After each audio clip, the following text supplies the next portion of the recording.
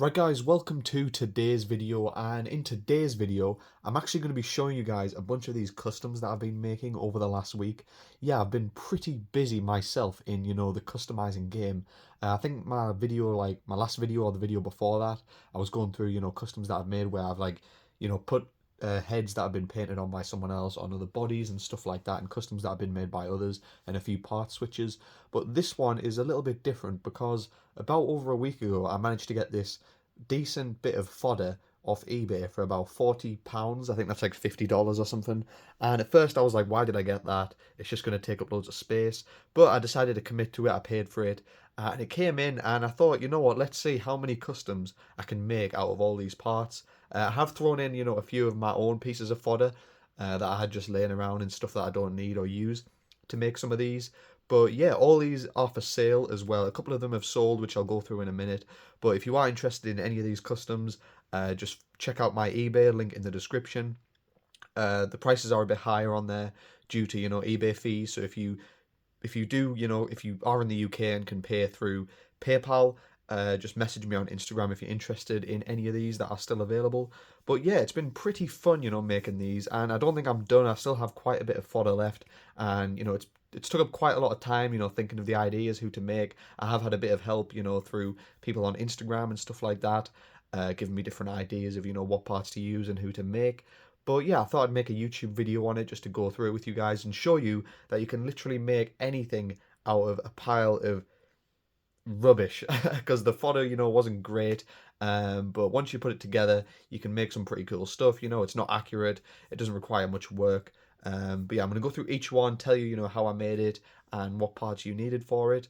And yeah, first of all, I'm gonna show you this one that isn't complete, but it is this Alex Riley. Yeah, the fodder came with this Alex Riley head scan. I've actually never owned an Alex Riley figure. Um, I was a big fan of him back in the day. He had the epic theme song. He broke away from the Miz, but it didn't really lead to anything. But yeah, the only thing I was short on in this fodder, customizing journey was legs, and that's kind of the issue with Alex Riley here. So yeah, once I get a pair of legs on ball joints, I'll switch out the arms, put on some knee pads and boots, and he'll be sorted. So he may be in a future video, but I thought I'd show that off anyway. Alex Riley. Yeah, let's start off with this one right here. This is Nick Gage, and this is actually the last one I made just earlier today. Yeah, this one was hard to think of, to be honest, because I literally just found these camo pants in the loft the other day, which is an attic if you're in the US. I don't know if whatever you call it.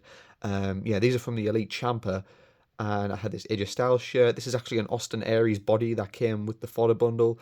I switched on some basic lower legs. It's just the basic knee articulation, but that's what I needed to fit on these boots, which I think worked pretty well for Nick Gage. I was trying to put on the John Cena lower legs, but I only had one, so I had to settle for this. But I think the cargo pants make it work.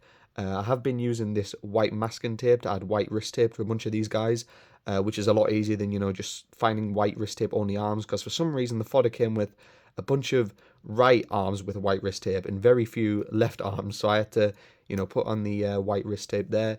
And this is just a Cesaro head scan. I actually had a few different head scans I was going to use, but I decided to settle on this one.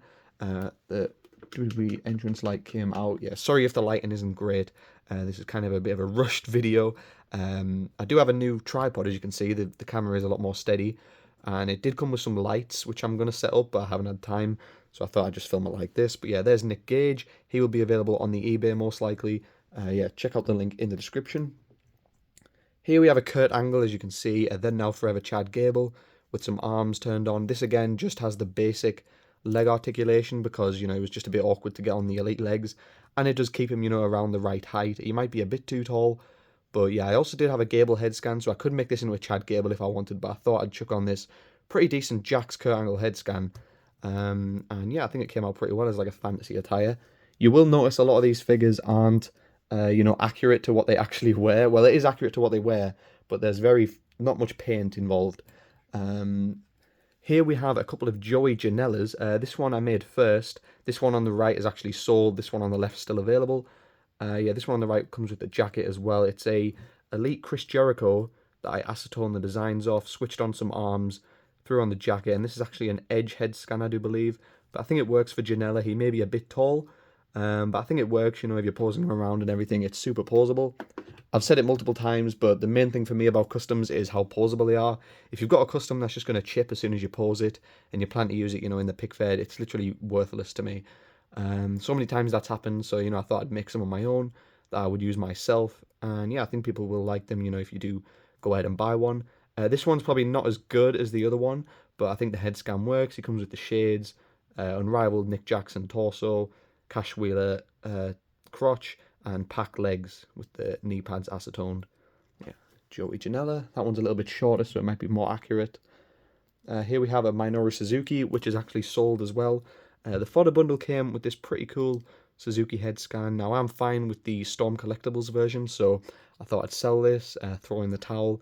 Yeah, it also came with this ripped torso on ball joints. I'm not sure what legs these are, but these are actually Elite 4 John Morrison lowers that the Fodder bundle came with, just so we can have the short boots there. And yeah, this is going out to my friend Jackson on Instagram. Yeah, hopefully you enjoy this. Yeah, it's super fun to pose. It might be a little bit ripped. It might be, kind of a throwback Suzuki compared to what he looks like now, but he is still pretty jacked. Jacked, probably not jacked, but, toned or whatever.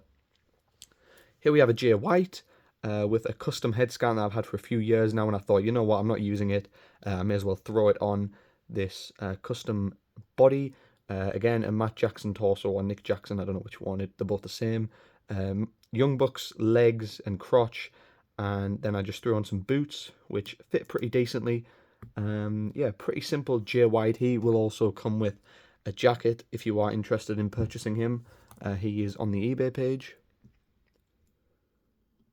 And here we have a Will Ospreay. This is a custom head scan that I've owned before, but the Fodder bundle did come with it. It's a network spotlight, Triple H, pretty much all the way through, apart from the head scan. So it's a very simple Ospreay, very posable. This reminds me of the first Ospreay I ever made, actually, a few years ago. If you guys remember when he debuted in BFW. I don't have much storage on my phone, so I need to wrap this up quickly. We have a Zack Sabre Jr. here, Chris Jericho head scan, Elite 79 Brian, Rich Swann kick pads, and some lower legs with the white wrist tape. Very posable Zack Sabre Jr. He does have a crack in the neck there, but I am happy with how this turned out. I do want to make one for myself, actually, maybe with double jointed arms to use in the Fed. And finally, we have this Eddie Kingston made out of the Kevin Owens with the Ortiz straps down, to give him that strapless look with the unrivaled head scan, which isn't a great head scan, but it works for me.